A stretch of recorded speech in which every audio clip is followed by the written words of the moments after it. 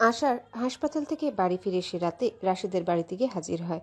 রাত 10:30টার দিকে রাশেদ বাড়ি ফিরছিল। আজ একটু তাড়াতাড়ি ফিরছে বাড়িতে। আগামীকাল সকালেই তাদের মালের নতুন একটা চালান আসবে ইন্ডিয়া থেকে। বেনাপোল ও বর্ডারে রাশেদদের নিজস্ব লোক আছে। ধানমন্ডি এরিয়ায় সবচেয়ে বড় সাপ্লায়ার রাশেদ নিজেই। তবে এই চালানটা একা রাশেদের না, রাশেদের সাথে আছে তার আরেক পার্টনার মাসুদ। মাসুদ ঢাকা-3 আসনের এমপি। শালা গুনগুন করে গান গাইতে গাইতে রাশেদ বাড়ি ফিরছিল। বাসার উল্টো দিকে একটা অ্যাম্বুলেন্স দাঁড়িয়ে আছে। কার কি হয়েছে নাকি? একদলা থুতু ফেলে রাশেদ। মরুক যার ইচ্ছে, তাতে তার কি? দুনিয়ায় আসছে সবাই মরার জন্য। 2 দিন আগে মরলে তো ক্ষতি নাই। একটা গান আছে না, আমি হয়তো 2 দিন পরে মরবো, আগে মরলে কি ক্ষতি? গেটে দেখে দারোয়ান নেই। মনে মনে ভাবে, ওই হারামজাদা কোথায় বসে আছে কে জানে, শুধু কাজে ফাঁকি দেওয়ার ধান্দা। সিঁড়ি বেয়ে 3 তলায় উঠতেই দেখতে পায় সিঁড়ির লাইট বন্ধ করা। মনে মনে বিরক্ত হয় রাশেদ। শালার দারোয়ান রেগে ইচ্ছে মতো থাপড়াতে ইচ্ছা করে। রাশেদের ভাবনার মধ্যে ধপ করে একটা ম্যাচের কাঠি জ্বলে ওঠে। এক মুহূর্তের আলোয় রাশেদ যাকে আবছা দেখতে পায় চমকে উঠে। সাথে সাথে রাশেদের বুক ঢিপ ঢিপ করে। কাকে দেখছে সে? পকেট হাতে মোবাইল বের করে আনে। মোবাইলের ফ্ল্যাশ লাইট অন করতেই রাশেদ আবারও চমকে ওঠে। অন্ধকারে সিঁড়িতে যে বসে আছে সেই মানুষটাকে রাশেদ এখানে প্রত্যাশা করেনি। আশার উঠে দাঁড়ায়। রাশেদের গলা শুকিয়ে আসে। প্রচণ্ড পিপাসায় গলা শুকিয়ে যেন মরুভূমি। কি আশ্চর্য, এমন লাগছে কেন? আষাঢ়ের ডান হাতে এখনো প্লাস্টার করা। এক মুহূর্তের জন্য রাশেদের মনে হয় আশার নিজেই বাঘের গুহায় পা দিয়েছে। যেখানে তার ডান হাত ভাঙা, সেখানে সে রাশেদের সাথে কিভাবে লড়াই করবে? আর রাশেদ ভুলে গেল বলিষ্ঠ দেহি আষাঢ়ের সাথে দলবল ছাড়া লাগতে যাওয়া রাশেদের জন্য নিরাপদ নয়। সেখানেই রাশেদ ভুলটা করলো। তেড়ে গেল আষাঢ়ের দিকে। আশার বাম হাতে কষে একটা থাপ্পড় মারল। রাশেদের হাতের ফোন উপর হয়ে ফ্লোরে পড়ে গেল। ঝটকা খেয়ে রাশেদ আষাঢ়ের দিকে তাকায়। এটা কি হাত নাকি হাতুড়ি? রাশেদ দ্বিধায় পড়ে যায়। ভাবনার মধ্যেই আশার লাথি মারে রাশেদের পেট বরাবর। ব্যথায় কুকিয়ে উঠে রাশেদ ধপ করে ফ্লোরে পড়ে যায়। আশার নিজের ভাঙা হাতের দিকে এক নজর তাকিয়ে বলল, সাহস থাকলে লাগ আমার সাথে। কা পুলিশের মতো পেছন থেকে আক্রমণ না করে সামনাসামনি লাগতে হয়। তোর কোন বাপ আছে কল কর। রাশেদ পেট চেপে ধরে শুয়ে আছে। আশার আরেকটা লাথি মেরে রাশেদের কে সিঁড়ি দিয়ে কয়েক সিঁড়ি গড়িয়ে নিচে ফেলে। পেটের উপর পা দিয়ে চাপ দিয়ে বলল, তুই কি ভাবছিস আশা থাকতে ড্রাগস বিজনেস হবে এই এরিয়ায়? ভাবছো যে আমি হসপিটালে আহত এই সুযোগে নতুন মাল আনবি? রাশেদ কথা বলার অবস্থায় নেই। পেটে প্রচণ্ড ব্যথা হচ্ছে তার। আশার পায়ে আরো প্রেসার দেয়। রাশেদের মনে হয় দম বন্ধ হয়ে আসছে। আশার শান্ত গলায় জিজ্ঞাসা করে, মাল কোথায় আসবে? রাশেদ জবাব দেয় না। পেট থেকে পা গলায় নিয়ে আসে। আশার আবারও বলে, আর একবার জিজ্ঞাসা করবো, বল।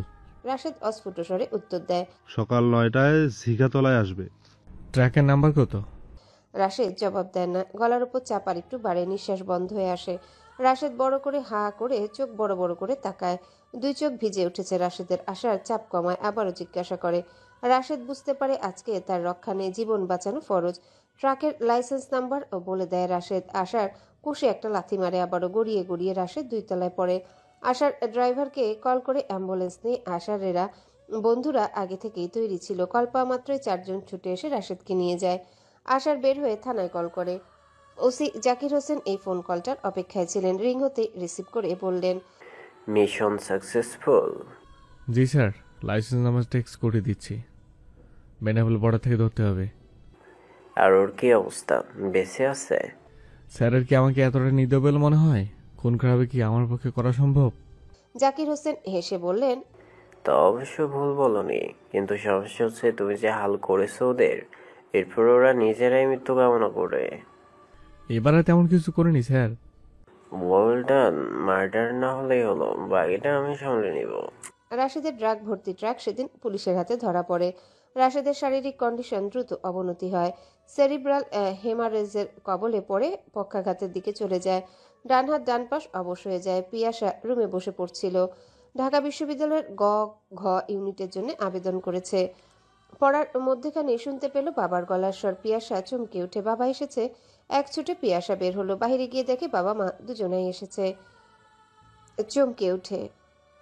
পিয়াসার বুকের ভেতর আনন্দের ঝড়। মরুর বুকে পানির সন্ধান মানুষকে যেমন আনন্দ দেয়, বৃষ্টি ফোঁটা চাতককে যে স্বস্তি দেয়, মা বাবাকে দেখে পিয়াসার তেমন অনুভূতি হলো। মরুভূমির মতো শুকনো অন্তর ভালোবাসায় সিক্ত হলো। বুকের ভেতর আনন্দের বাঁধভাঙা উচ্ছ্বাসে পিয়াসার মনে হলো সে যেন উড়ে যাচ্ছে। আনোয়ার চৌধুরী মেয়েকে শক্ত করে জড়িয়ে ধরলেন। কে জানে কেন হুট করেই তার দুই চোখ ভিজে উঠল। ও বাবার চোখের পানি দেখে মেয়েও কেঁদে উঠে। শারমিন বলল, তুমি কি একা মেয়েকে জড়িয়ে ধরে রাখবে, নাকি আমাকেও একটু সুযোগ দিবে? আনোয়ার চৌধুরী সলজ্জ হেসে বলল, সরি ডিয়ার, কিন্তু মেয়ে নিয়ে কম্প্রোমাইজ নেই। আমার অন্তর না জোরানো পর্যন্ত আমি আমার বাবাকে বুকে ধরে রাখবো। বাবা মা যে মহুয়া বেগমকে দেখতে এসেছেন তা পিয়াসা বুঝতে পেরেছে। শারমিন বলল, চল আমাদের সাথে হাসপাতালে যাব চাচি আম্মাকে দেখতে। তোমরা হসপিটালে যাওনি? নো, আগে আমি আমার বাবাকে দেখতে এসেছি, তারপর হাসপাতালে। আগে আমার সন্তান।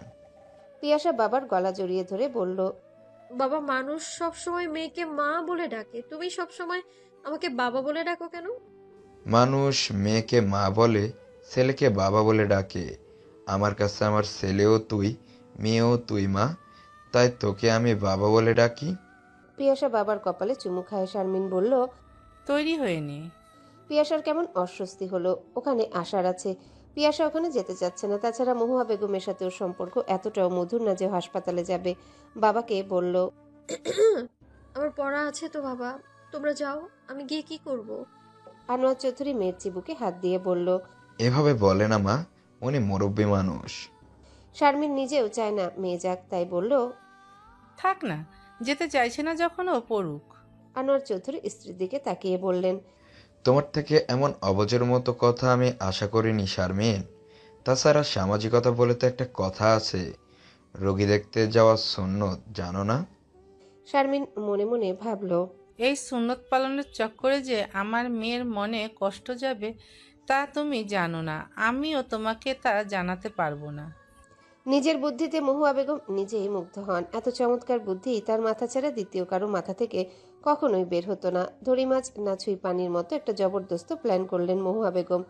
আর এই প্ল্যানের টোপ হচ্ছে রজনী। মহুয়া বেগম মিটিমিটি হাসেন। তার মাথায় এত বুদ্ধি কেন এখনো? উফ। নার্স বলল, কি ব্যাপার দাদি, এত খুশি কেন আপনি? মহুয়া বেগম ভ্রু কুচকে তাকিয়ে বলল, তুমি আমাকে দাদি বললে কেন? তুমি জানো আমি কে? তোমার সাথে আমার কোনো সম্পর্ক আছে পারিবারিক? আমাকে ম্যাডাম বলবে। নার্স থতমত খায় মহুয়া বেগমের কথা শুনে। এই বয়সী একজন মহিলার থেকে এমন ব্যবহার আশা করেনি সে। এত রুড ব্যবহার। মহুয়া বেগম গম্ভীর হয়ে বললেন, আমার দুই ছেলে আর দুই ছেলের বউকে ডেকে দাও। ম্যাডাম, এখন তো ভিজিটিং আওয়ার না। মহুয়া বেগম বিরক্ত হয়। গতরাতে পিয়াসা এসেছিল ওর বাবা মার সাথে। কেমন নাকুচু স্বভাবের মনে হচ্ছিল তাকে তখন। যেন মহুয়া বেগমকে দেখতে আসা তার জীবনের একটা লস প্রজেক্ট। মহুয়া বেগমকে এই মেয়ে তুচ্ছতাচ্ছিল্য করেছে। মহুয়া বেগম কারো অবহেলা মেনে নেওয়ার মানুষ না। সারা জীবন মানুষ তাকে নমনম করে এসেছে। সব সময় সবার উপর তিনি ছড়ি ঘুরিয়েছেন। সেখানে এই দুই আঙ্গুলে মেয়ে অঙ্গভঙ্গি তাকে বলে দেয় সে মহুয়া বেগমকে গোনায়ও ধরে না। ভিজিটিং আওয়ারে মহুয়া বেগম দুই ছেলে আর রজনীর সাথে কথা বলতে ডাকলেন। সিরাজুল ইসলাম আর মিরাজুল ইসলাম দুজনেই সারা রাত জেগেছিল। মায়ের জন্য দু ভাই চিন্তিত। ছেলেরা আসার আগে মহুয়া বেগম জোরে জোরে শ্বাস নেওয়া শুরু করলেন। তারপর সরাসরি বললেন, তোমাদের কাছে আমি একটা আবদার করতে চাই। আমি জানি না আমার হায়াত আছে কি না, বা আর কতদিন বাঁচব, কিন্তু মনে কষ্ট নিয়ে মরতে চাই না। সিরাজুল ইসলাম মায়ের হাত ধরে কেঁদে ফেলেন। এই দুনিয়ায় মা শব্দটায় আল্লাহ এত মায়া দিয়েছেন কেন? সবার কাছে তার মা সেরা। অন্যের কাছে যতটাই খারাপ হোক না কেন, কোনো সন্তানের চোখে মা খারাপ হয় না। মা, তোমার কিচ্ছু হবে না, দরকার পড়লে তোমার চিকিৎসা বাইরের দেশে নিয়ে করাবো আমরা।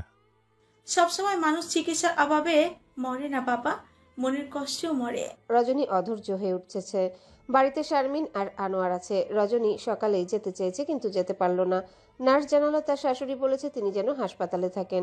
মহুয়া বেগমের কথার পিঠে কথা খেলা রজনী বিরক্ত লাগছে। রজনী শান্ত সুরে বলল, আম্মা, কি বলবেন বলেন। মানুষ অসুস্থ হতে না হতেই তোমরা বিরক্ত চলে আসলো আমার উপর, নাকি মনে মনে চাও আমি যাতে তাড়াতাড়ি মরি? তাহলে তো শান্তি তোমার। সিরাজুল ইসলাম বিরক্ত হয়ে স্ত্রীর দিকে তাকান। তার অসুস্থ মায়ের সাথে এমন করে কথা বলায় কিছুটা ক্ষিপ্ত হন তিনি। রজনী স্বামীর চোখের দিকে তাকিয়ে বুঝতে পারে মুহূর্তে সে চোখে ক্রোধ জন্ম নিয়েছে। রজনীর হাসি পায়। এই পুরুষ মানুষগুলো এমন কেন? এক মুহূর্তে এরা পোল্টি খায়। মহুয়া বেগম কিছুক্ষণ নাকি সুরে কাঁদলেন স্বামীর কথা মনে করে। স্বামীর মৃত্যুর পর থেকে তিনি অসহায়। তার আল্লাহ ছাড়া কেউ নেই। আর সিরাজুল ইসলাম মিরাজুল ইসলাম দুই ভাই মায়ের হাত ধরে কাঁদতে বসে। মিরাজুল ইসলাম বলল, মা, তুমি কেন এসব বলছো? আমাদের দুই ভাইয়ের কাছে যে পুরো দুনিয়া একদিকে আর তুমি অন্যদিকে, এটা সবচাইতে বেশি তো তোমার জানার কথা। মহুয়া বেগমের মনে মনে খুশি হন। রজনী চুপ করে হাসপাতালের জানালা দিয়ে বাহিরে তাকায়। এখন কয়টা বাজে কে জানে, 10টা নাকি 11টা। বাহিরে ভীষণ রোদ। রজনীর মনে পড়ে স্কুল জীবনের কথা। এমন রোদের মধ্যে তো স্কুলে বান্ধবীরা সবাই মিলে কাঁচা আম ফাটিয়ে খেতেন। কেউ আম আনত, কেউ লবণ মরিচ। স্কুলের দেয়ালের সাথে আম আছাড় মেরে ফাটিয়ে খাওয়া হতো লবণ মরিচ দিয়ে। হঠাৎ করে এই কথা মনে পড়ল কেন রজনীর? বুঝতে পারে না সে। মহুয়া বেগম কি বলেছেন কিছুই বোঝেননি নিজের ভাবনার মধ্যে থাকায়, তাই আবারও বললেন, কি বলবেন আম্মা? মহুয়া বেগম স্পষ্ট করে বলল, আমি আশার বিয়ে দেখতে চাই। 2 দিনের মধ্যে কাজে ডেকে আমার নাতির বিয়ে দিতে চাই। রজনী চমকে ওঠে। শেষ পর্যন্ত তার ছেলেকে উনি বলির পাঠা বানাতে চাচ্ছেন কেন? রজনী সিরাজুল ইসলামের দিকে তাকায় প্রতিবাদের আশায়, কিন্তু সিরাজুল ইসলাম মাতৃভক্তিতে অন্ধ হয়ে গেছেন। অসুস্থ মায়ের কথার উপরে কথা বলার মতো সাহস তার নেই। উল্টো রজনীকে অবাক করে দিয়ে সিরাজুল ইসলাম বলল, মা, 2 দিনের মধ্যে পাত্রী পাবো কোথায়? পাত্রে আমার পছন্দ করা আছে, বাড়িতেই আছে। কথাটা বলে মহুয়া বেগম রজনীর দিকে তাকায়। রজনীর চোখে আগুন জ্বলে ওঠে মুহূর্তেই। কি বলছেন উনি?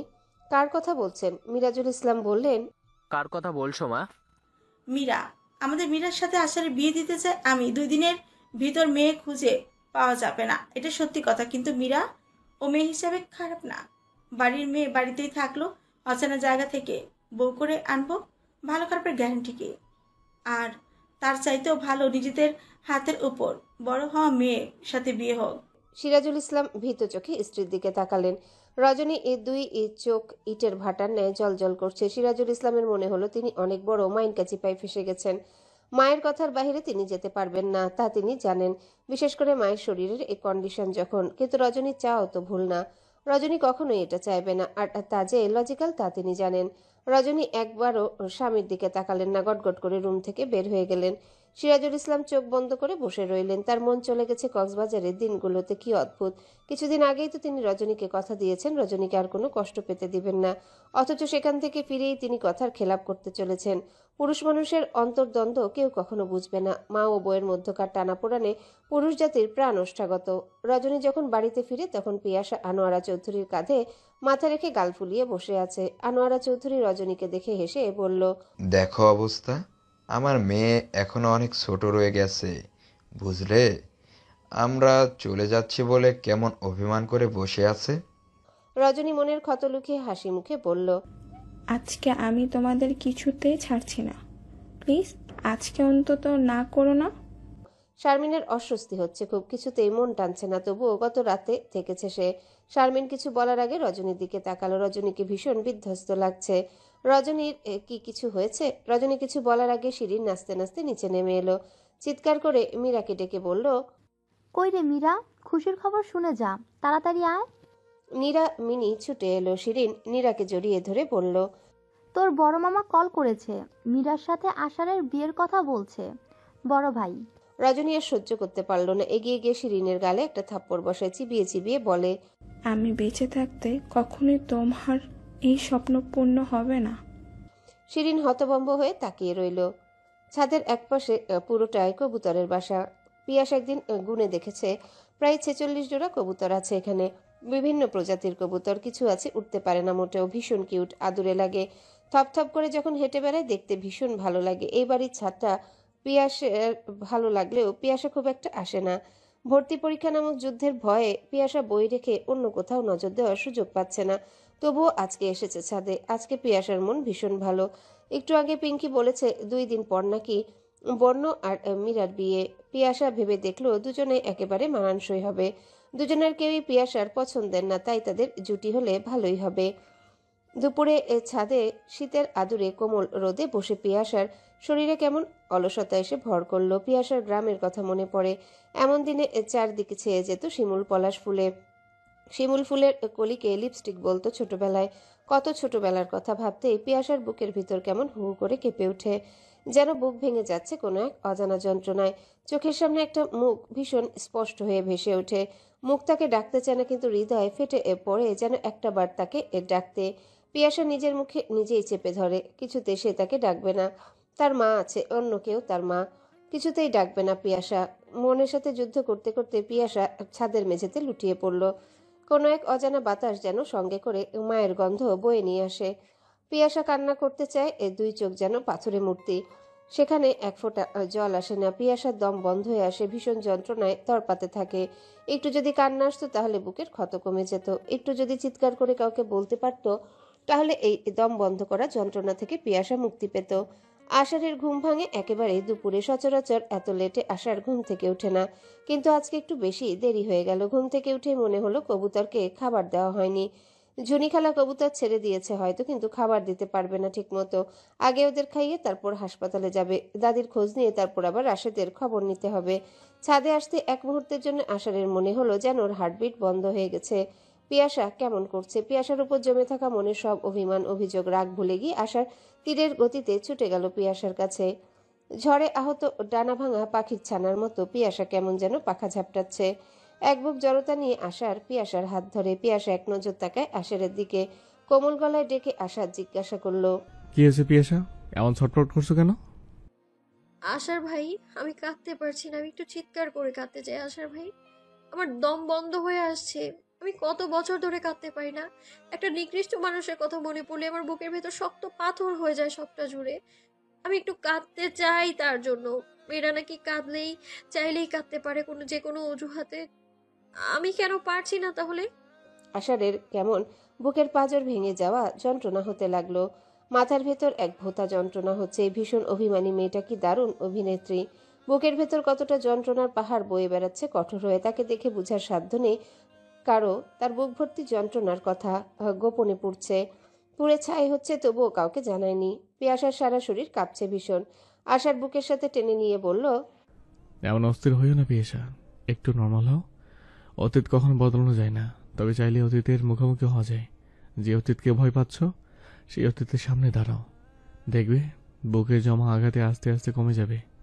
পিয়াসা ঘন ঘন নিঃশ্বাস নিতে লাগলো। আষাঢ়ের টি শার্টের গলা খামচে ধরে কাতর স্বরে বলল, আমার দম বন্ধ হয়ে আসছে আশার ভাই, হাত পা ঝিমঝিম করছে, সারা শরীর যেন নিঃশেষ হয়ে আসছে আমার। আশার বুঝতে পারলো প্যানিক অ্যাটাক করছে ওর। ও পিয়াসার মনোযোগ অন্যদিকে সরিয়ে নেওয়ার জন্যে আশার বলল, তোমাকে একটা জিনিস দেখি পিয়াসা, আমার এতগুলো কবুতরের মধ্যে একটা স্পেশাল কবুতর আছে, আমার কুইন পিজন। দেখো তো ভালো করে, খুঁজে পাও কিনা। পিয়াসা এক মুহূর্তের জন্য তাকালো ছাদ ভর্তি কবুতর। এত কবুতরের মধ্যে স্পেশাল কবুতর কোনটা? এদিক ওদিক তাকিয়ে পিয়াসা খুঁজে পেল না। দ্বিধান্বিত হয়ে বলল, কোথায়? পেলাম না তো, নেই এখানে। আশার মুচকি হেসে বলল, আমি তো দেখছি ঠিকই আছে, আমার চোখের সামনেই আছে আমার কবুতর। পিয়াসা আবারও চারিদিকে তাকায়। একটু আগে শরীর খারাপ অনেকটাই কেটে গেছে, এখনো আষাঢ়ের বলা কুইন পিজন খুঁজে পাচ্ছে না। হুট করে পিয়াসার মনে হলো আশার যেন ডবল মিনিংফুল কথা বলছে। একটু আগের অসহায়ত্ব, দুর্বলতা মুছে গিয়ে চেহারায় ফুটে উঠল কঠোরতা। তীক্ষ্ণ দৃষ্টিতে তাকিয়ে বলল, কোথায়? দেখান আমাকে, এখনই দেখাবেন, রাইট নাও। আশার মুগ্ধ দৃষ্টিতে তাকিয়ে রইল। ফর্সা মুখখানা রাগে লাল টমেটোর রং ধারণ করেছে। বড় বড় চোখে তাকিয়ে থাকা মানবীর দিকে তাকিয়ে আষাঢ়ের মনে হলো এই বুঝি রবিবাবুর বলা সেই চোখ, যেই চোখে মানুষ নিজের সর্বনাশ দেখতে পায়। সে কখনো এই মায়া কাটাতে পারবে না, এক জীবন তপস্যা করলেও এই মায়া কাটবে না। আষাঢ়ের বুক কাঁপে শঙ্কায়। তার জীবনের সর্বনাশ করায় সর্বনাশী নিকে যদি সে নিজের করে না পায়, আষাঢ় বাঁচতে পারবে না, কিছুতেই না। পিয়াসার চোখ মুখ শক্ত হয়ে গেল, দুই চোখ স্পষ্ট ঘৃণা ফুটে উঠে। এই লোকটা চূড়ান্ত রকমের অভদ্র, ভীষণ ভীষণ অসভ্য একটা লোক। একটু আগে পিয়াসার শরীর খারাপের সময় এই লোকটাকে পিয়াসার কাছে এক মুহূর্তের জন্য হলেও বিশ্বাসযোগ্য মনে হয়েছিল, কিন্তু এখন মনে হচ্ছে সে ভুল ভেবেছে। এই লোকটা ভীষণ নীচ স্বভাবের একজন মানুষ। পায়ে পায়ে এগিয়ে আষাঢ়ের সামনে গিয়ে দাঁড়ায়। পিয়াসা চিবিয়ে চিবিয়ে বলল, আপনার মতো অভদ্র মানুষ আমি এই দুনিয়ায় আর দুটো দেখিনি। আমাকে দুর্বল ভেবে আপনি আমার সাথে এরকম ফ্ল্যাট করছিলেন। আপনি ভীষণ রকম ক্যারেক্টারলেস একজন মানুষ। এক মুহূর্ত আর দাঁড়ালো না পিয়াসা, দুপদাপ পা ফেলে নেমে গেল। আষাঢ়ের মনে হলো এর চেয়ে যদি পিয়াসা তাকে দুটো থাপ্পড় দিত তবুও তার এত কষ্ট হতো না। পিয়াসার কাছে সে এতটা ঘৃণ্য। আষাঢ়ের দুই কান দিয়ে গরম ভাব বের হচ্ছে। এতটা অপমান কি ওর পাওনা ছিল? গলার কাছে কাটার মতো আটকে রইল কিছু একটা। তাই বলে ক্যারেক্টারলেস আষাঢ় ভাবতে পারে না। কখনো কোনো মেয়ে ফ্যানের সাথে একা দাঁড়িয়ে ছবি তোলেনি সে, পাবলিক প্লেসে কখনো কোনো নারীর পাশে বসেনি, কখনো গার্লস স্কুলের সামনে গিয়ে দাঁড়ায়নি, অজস্র সুযোগ থাকার পরেও কখনো মীরার দিকে তাকিয়ে দেখেনি। দৈনিক শত শত মেয়ের মেসেজ পেয়েও কখনো রিপ্লাই করেনি। সেই একদিন একটা হলুদিয়া পাখিকে দেখার পর নিজের মন প্রাণ সবখানে শুধু তাকেই রেখেছে। সেখানে আজ কমপ্লিমেন্ট পেল সে চরিত্রহীন। আস্তে আস্তে আষাঢ়ের চোয়াল শক্ত হয়ে আসে। পিয়াসা নিচে এসে সোজা নিজের রুমে ঢুকে যায়। তার কেমন লাগছে যেন চোখের সামনে ভেসে ওঠে সেই কালো রাতের ছবি, ছোট ফুপু আর বড় ফুপা। পিয়াসার সেই থেকে মনে হয় সব পুরুষই এমন। পিয়াসা কাউকে বিশ্বাস করতে পারে না। পিয়াসা জানে সে ভুল, সবাই একরকম হয় না, কিন্তু সেই রাতের স্মৃতি পিয়াসার নিজের মাথা থেকে বের করতে পারে না। সেই বিচারে তার কাছে আশারও অপরাধী। মানুষ অনেক পরিকল্পনা করে, কিন্তু বাস্তবায়িত হয় সেটা যেটা সৃষ্টিকর্তা চান। তেমনি পিয়াসা যতই আশারকে অপছন্দ করুক, সৃষ্টিকর্তা যখন যার সাথে তার ভাগ্য মিলিয়ে রেখেছে সেটা খণ্ডা বেঁকে।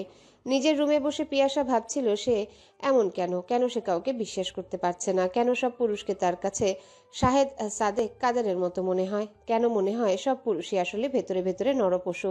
কেন এই ধারণা থেকে বের হতে পারে না সে? পিয়াসার অস্থির লাগে। একটু আগে সে আশারকে যে কথাগুলো বলে এসেছে সেসব কেন বলেছে? আশার তো তাকে রিল্যাক্স করতে চেয়েছিল, তাকে হেল্প করতে চেয়েছিল, কিন্তু মন কেন বারবার বলছে সব পুরুষই জঘন্য, ওদের ভেতরে রূপ জঘন্য। পিয়াসার অস্থিরতা আরো বেড়ে যায়। ট্রমা কি কখনো দূর হবে না তার? রজনী রুমে শারমিন, আনোয়ার চৌধুরী, সিরাজুল ইসলাম, রজনী চারজন বসে আছে। ঝুনি খালা চায়ের কাপ নিয়ে আসলো। সবার কঠোর মুখের দিকে তাকিয়ে ঝুনি দ্রুত বের হয়ে গেল। বাড়ির অবস্থা সুবিধার না। ঝুনির ভয় লাগে, একটা নাগিনী তো নিজের জায়গা শক্ত করে ফেলেছে, এখন নাকি মেজ নাগিনী আসবে এই বাড়ির বউ হয়ে। এদের মা মেয়েদের যে বিষ ছোবল দেওয়া লাগবে না, এরা যেদিকে তাকাবে সেদিকে জ্বলে পুড়ে ছাই হয়ে যাবে। রজনী উঠে এসে শারমিনের হাত ধরল। শারমিনের মনে হচ্ছে এরকম বিব্রতকর পরিস্থিতি তার জন্য এর আগে আর আসেনি। একটু আগেই রজনী তাকে বলেছে সে আশারের জন্য পিয়াসাকে চায়। এই বাড়ির অভ্যন্তরীণ যে অবস্থা, আশার যতই ভালো ছেলে হোক, শারমিন জেনে শুনে কিছুতেই মেয়েকে এই আগুনে পুড়তে দিতে পারে না। তার উপর শিরিন আছে যে তার মেয়েকে বিয়ে দেওয়ার জন্য এক পায়ে খাড়া, কিন্তু আবার রজনীর জন্য শারমিনের কষ্ট লাগে। মহুয়া বেগম বলেছেন রজনী যদি 2 দিনের মধ্যে মেয়ে খুঁজে নেয়, তাদের স্ট্যান্ডার্ড মেনটেন করে, তাহলে রজনীর পছন্দ করা মেয়ের সাথে আশারের বিয়ে হবে, আর নয়তো মীরার সাথে বিয়ে দিবেন মহুয়া বেগম। পিয়াসাকে আমার সেই ছোটবেলা থেকেই পছন্দ শারমিন। মনে মনে সব সময় একটা সুপ্ত ইচ্ছা ছিল তোর মেয়েকে নিয়ে নিজের মেয়ে করে রাখার। কথাটা তোকে এত শীঘ্রই জানাতে হবে এটা ভাবনাতেও ছিল না। ভেবেছিলাম পিয়াসা অনার্স শেষ করলে তারপর বলবো, কিন্তু এখন যেহেতু কথা বলতেই হচ্ছে তখন আর অপেক্ষা করতে পারলাম না। আমি তোর কাছে ভিক্ষা চাইছি তোর মেয়েটাকে। আমার আশারে জীবন তছনছ হয়ে যাবে নয়তো। রজনীর কথা শুনে শারমিন বিস্মিত হয়ে বলল, তাই বলে তুই বলছিস আমার মেয়েকে আমি বলির পাঠা বানাবো? তোদের পারিবারিক কোন্দলের জন্য আমার মেয়েকে কেন ভুক্তভোগী হতে হবে? কিছু মনে করিস না, তোরা হয়তো অনেক বড় লোক, খানদানি বংশ, যে কোনো মেয়ের বাবা মায়ের মতে সোনার হরিণ হতে পারে, কিন্তু আমার কাছে তা মনে হয় না। তোদের ফ্যামিলিতে মহিলাদেরকে একটা রোবট ছাড়া কিছুই ভাবা হয় না। যেই আগুনে তুই পুড়ে ছাই হচ্ছিস, তুই চাচ্ছিস নিজ হাতে আমার কলিজার টুকরোকে আমি সেখানে নিক্ষেপ করব? এর আগে আমার মরণ হওয়া ভালো রজনী। শারমিনের 2 চোখ ভিজে ওঠে। তার ছোট মেয়েটা এই পরিবারের সাথে কখনোই তাল মেলাতে পারবে না। সংসার নামক রণক্ষেত্রের রণকৌশল তার ছোট্ট পিয়াসা জানে না। রজনীর কলিজা ছেঁড়া যন্ত্রণা হতে লাগলো। শারমিন ভুল বলেনি। সিরাজুল ইসলাম শুকনো মুখে বসে বসে নখ খুঁড়তে থাকেন। তার কিছুই করার নেই। আনোয়ার চৌধুরী স্ত্রীর দিকে তাকান। এইখানে স্ত্রীর সাথে তার মতামত ভিন্ন। আশারকে তার কখনোই এমন সংকীর্ণ মানসিকতার মানুষ বলে মনে হয়নি, আর না তো আশার তার বাবা চাচার মতো মানসিকতার মানুষ। অনেক বছর আগে প্রথম যেদিনই বাড়িতে এসেছিলেন তিনি, ছাদে সিরাজুল ইসলামের কাছে পিয়াসার ব্যাপারে বলছিলেন। 2 বন্ধুর কেউই খেয়াল করেনি আশার পেছনে দাঁড়িয়ে আছে। যখন খেয়াল হলো পিছনে তাকিয়ে দেখে আশারের 2 চোখ টলমল করছে। আশা সম্ভবত তখন ইন্টারমিডিয়েট দিবে। এই বয়সে একটা ছেলে নিজের বাবার সামনে কখনোই কাঁদে না খুব কষ্ট না পেলে। আশার তো ছিল ভীষণ ম্যাচিউর, তবুও সে কাঁদছিল। আনোয়ার চৌধুরী সেদিন মনে হয়েছিল তারপরে তার মেয়ের কষ্টে কাঁদার জন্য আরেকটা মানুষ তিনি পেয়েছেন। আনোয়ার চৌধুরী খেয়াল করলেন রজনীর 2 চোখে অসম্ভব যন্ত্রণার হতাশা ফুটে উঠেছে। একটা মানুষ সংসার জীবনে এসে কোনো কিছুই পেল না। তার শেষ ভরসা ছেলের বিয়ে, তার ইচ্ছার বাহিরে যদি হয় তাহলে তার জীবনে সুখ কোথায়? সিরাজুল ইসলাম চুপ করে আছেন আগের মতো। এই মুহূর্তে তার ইচ্ছে করছে সবকিছু ছেড়ে সন্ন্যাসী হয়ে যেতে। যার নিজের সিদ্ধান্ত নেওয়ার ক্ষমতা নেই, ন্যায় অন্যায় জেনেও অগ্রাহ্য করার সাহস নেই, সে আসলে সংসার ধর্ম পালন করার যোগ্য না। কিন্তু মানুষ চাইলেই এসব কিছু করতে পারে না। রজনী দীর্ঘ সময় চুপ করে থেকে বলল, তোর কথা সম্পূর্ণ ভুল না, কিন্তু এখানে আমার আর পিয়াসার মধ্যে একটা সূক্ষ্ম পার্থক্য আছে শারমিন। আশার ওর বাবার মতো মেরুদণ্ডহীন ছেলে নয়, আর আমি মহুয়া বেগমের মতো শাশুড়ি নই শারমিন। সিরাজুল ইসলামের চোয়াল ঝুলে গেল স্ত্রীর কথা শুনে। একজন স্বামীর জন্য এই কথাটা কতটা ব্যর্থতার তা তিনি ভীষণ বাজেভাবে অনুভব করতে পারছেন। কিন্তু এখানে মৌনতা বজায় রাখা ছাড়া কিছুই করার নেই। শারমিন মুচকি হেসে বলল, আমার মেয়েকে নিয়ে আমি এই চরম বাজি ধরতে চাই না রজনী। আনোয়ার চৌধুরী কোমল গলায় বলল, আমি যদি বলি আমি চাই শারমিন? শারমিন ভীষণ বাজেভাবে চমকায়। নিজের স্বামীর থেকে এমন কথা শারমিন প্রত্যাশা করেনি। আনোয়ার চৌধুরী সিরাজুল ইসলামের দিকে তাকায়। সেবার প্রথম যখন দুই বন্ধুর আবার একে অন্যের সাথে দেখা হয়, সেদিনই তো দুজন মিলে সিদ্ধান্ত নিয়েছিল দুজনের বন্ধুত্বকে তারা আত্মীয়তার রূপ দিবেন, যাতে পিয়াসার ভবিষ্যৎ জীবনে আর নতুন করে কোনো কষ্ট না আসে। সিরাজুল ইসলাম আজকে ভীষণ অসহায়। শারমিনের চোখ ধীরে ধীরে কঠোর হয়ে আসে। দৃঢ়স্বরে বলল, আমার মেয়ের জীবন নিয়ে আমি কাউকে দ্বিতীয়বারের মতো ছেলেখেলা করতে দিব না, সে যদি তুমিও হও তাও না। আনোয়ার চৌধুরী হেসে বলল, দেখো শারমিন, তুমি যেমন ওর মা তেমন আমি ওর বাবা, আর মেয়ের উপর তোমার যতটা অধিকার আছে আমারও ততটাই। প্রিয়াসা ছোট না, ও নিজের সিদ্ধান্ত নিজে নিতে জানে। এখন আমরা না হয় ওর উপর ছেড়ে দিই ওর সিদ্ধান্ত কি। তবে আমি এটুকু তোমাকে বলতে পারি, আশার যথেষ্ট পরিমাণে ম্যাচিউরড এবং উন্নত মানসিকতার মানুষ। ওর মতো সাহসী ছেলে এই সময় এসে পাওয়া খুবই দুষ্কর। শারমিন অবিশ্বাস্য দৃষ্টিতে তাকিয়ে আছে। আনোয়ার চৌধুরী আর বেশি কিছু বললেন না, কেননা রাশেদের ব্যাপারটা তিনি তার এক ডাক্তার বন্ধুর মাধ্যমে ঘটনাচক্রে জানতে পেরেছেন। রাশেদের পরিবারের সম্পূর্ণ দায়ভার আশা নিজে নিয়েছে। তখন থেকে আশা তার কাছে অনেকটা হিরো হয়ে গেছে। পিয়াসা যখন নিজের মধ্যকার কমপ্লিকেশন নিয়ে ভাবছে, বাবা মা দুজন তখন তার কাছে আসে। মুহূর্তে পিয়াসা নিজের মধ্যকার দ্বিধাকে সরিয়ে মুখে হাসি ফুটিয়ে তোলে। এই দুজন মানুষকে সে কখনোই নিজের ভিতরের অনুভূতি জানাতে চায় না, তা না হলে তাদের মনে হতে পারে পিয়াসা তাদের এখনো আপন করতে পারেনি। হাসি মুখে পিয়াসা বাবার গলা জড়িয়ে ধরে বলল, দুই বন্ধু আর দুই বান্ধবী মিলে খুব আড্ডা দিয়েছো মনে হয়।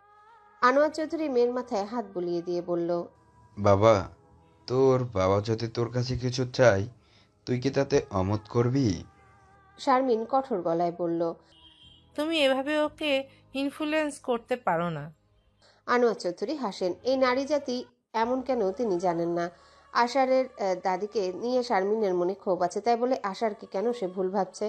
শারমিন কেন এটা ভাবছে না অন্য কোথাও মেয়েকে বিয়ে দিলে কোনো না কোনো দিন সবাই জানবে এই পিয়াসার অতীত সম্পর্কে। তখন তারা যদি ব্যাপারটা ভালোভাবে না নেয়, মেয়েকে যদি কথার আঘাতে ক্ষতবিক্ষত করে তোলে, এর চেয়ে কি ভালো নয় যারা জেনে শুনে সবটা মেনে নিবে? শারমিন থমথমে সুরে বলল, তোর রজনী আন্টি আশার আর তোর বিয়ের প্রস্তাব দিয়েছেন। এই বিয়েতে আমার মোটেও মতামত নেই, কিন্তু তোর বাবা চাই এখানে তোর বিয়ে হোক। তোর বাবার কাছে মনে হচ্ছে আশার ভীষণ ভালো হবে তোর জন্য। পিয়াসা চমকায়। বাবা মা তার বিয়ে নিয়ে ভাবছে। আনোয়ার চৌধুরী কোমল গলায় বললেন, তুই যা বলবি তাই হবে। তবুও বাবা হিসেবে এটুকু বলতে পারি, একজন বাবার কাছে তার মেয়ে রাজকন্যা হয়, আর সে বাবা তার মেয়েকে তার হাতেই তুলে দিতে চায়, যে তার মেয়েকে ঠিক রানীর মতো করে রাখতে পারবে।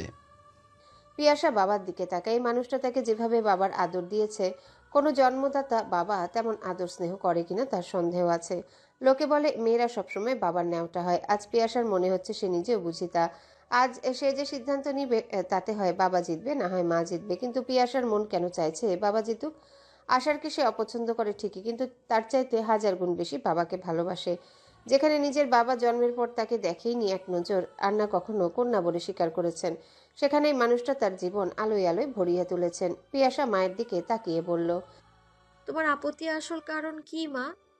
শারমিন আহত স্বরে বলল, মহুয়া বেগম শিরিন কেমন তুই নিজেই জানিস। আশার যতই ভালো হোক, বিয়ের পরে ও যদি ওর বাবার মতো হয়ে যায়, আমি কেন তোকে এত বড় রিস্কে ফেলবো? পিয়াসা হাসে হেসে বলল, কিন্তু মা, বাবাকে যে আমি কষ্ট দিতে পারবো না। মাকে দিতে পারবি তাহলে? না মা, এটা কিন্তু তুমিও জানো, বাবাও জানে। আমিও জানি আশার ভাই ওনার ফ্যামিলির মানুষের মতো না, তোমার শঙ্কা অমূলক। আনোয়ার চৌধুরী মেয়ের কপালে চুমু খায়। শারমিন ঠিকই বুঝতে পারবে তিনি ভুল সিদ্ধান্ত নেননি মেয়ের ব্যাপারে। বিশাল নীল আকাশ জুড়ে একটা চিল উড়ে বেড়াচ্ছে। আশার মুগ্ধ হয়ে তাকায় সেদিকে, বিড়বিড় করে বলে, তোমার এক ফোঁটা ভালোবাসা পাওয়ার অপেক্ষা থাকা মানুষটা যখন তোমার এক বুক ঘৃণা পেয়ে যায়, তখন তাকে আর রক্তে মাংসে মানুষ বলে মনে হয় না প্রিয়তমা। সে হয়ে যায় তখন পুরো কয়লা। তোমার ঘৃণা আগুনে পুড়ে পুড়ে যার সারা অঙ্গ চলে যায়। প্রিয়তমা, এক ফোঁটা সুখ খুঁজতে গিয়ে কবে যে দুঃখ আমার প্রিয় হয়ে গেল টেরই পেলাম না। ঝুনি এলো জমিয়ে রাখা চা পাতা আর ডিমের খোসা নিয়ে। আশার কেমন উদাস হয়ে তাকিয়ে থাকতে দেখে বলল, মামা কি হয়েছে? কই খালা, কিছু হয়নি। আশার আকাশের দিকে তাকিয়ে জবাব দিল। ঝুনি খালা শাড়ির আঁচল কোমরে গুজে বলল, মুখটা এমন শুকনা লাগে কেন আপনার? পানি শূন্যতা? কিসের পানি শূন্যতা খালা? কি জানি মামা, আমি ভাবছি আপনার পেট খারাপ করছে মনে হয়। এমনি যেই বিষ আপনার জীবনে আসতেছে, আপনি যে এখনো বেঁচে আছেন এইটাই তো অনেক। আশারের মাথায় ধরল কথাটা। ঝুনি খালা কিসের ইঙ্গিত দিচ্ছে? রেলিংয়ে হেলান দিয়ে আশার ঝুনি খালার দিকে মুখ করে তাকালো। ঝুনি শুকনো ঢোক গিলে বলল, ভুলে বলে ফেলছে মামা, কঠিন নিষেধাজ্ঞা চলছে যাতে আপনাকে কিছু না জানানো হয় মামা। কি হয়েছে? আপনার দাদি আপনার বিয়া ঠিক করছে আপনার কাল নাগিনী ফুপু শিরিনের মাইয়া মীরার সাথে। আশারের চোয়াল শক্ত হলো মুহূর্তে। তাকে না জানিয়ে এত বড় সিদ্ধান্ত নেওয়া হলো। এই মুহূর্তে আশারকে মাথা ঠান্ডা রাখতে হবে। ঝুনি খালা এক দৌড়ে নিচে নেমে গেল। আশার ছাদের ট্যাপ থেকে মাথায় পানি দিল। চোখ মুখ দিয়ে গরম ভাব বের হচ্ছে তার ক্রোধে।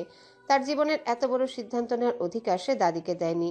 ধীর পায়ে আশার নিচে নেমে এলো। রজনী আশারকে দেখে উচ্ছ্বসিত হয়ে বলল, হ্যালো বন্ধুরা, পরবর্তী পার্ট খুব তাড়াতাড়ি আসবে, তো সবাই অপেক্ষায় থাকো। আর চ্যানেলটি যারা এখনো সাবস্ক্রাইব করোনি তারা পরবর্তী পার্ট দেখার জন্য চ্যানেলটি সাবস্ক্রাইব করে রেখো। ধন্যবাদ সবাইকে, আমাদের সাথেই থেকো।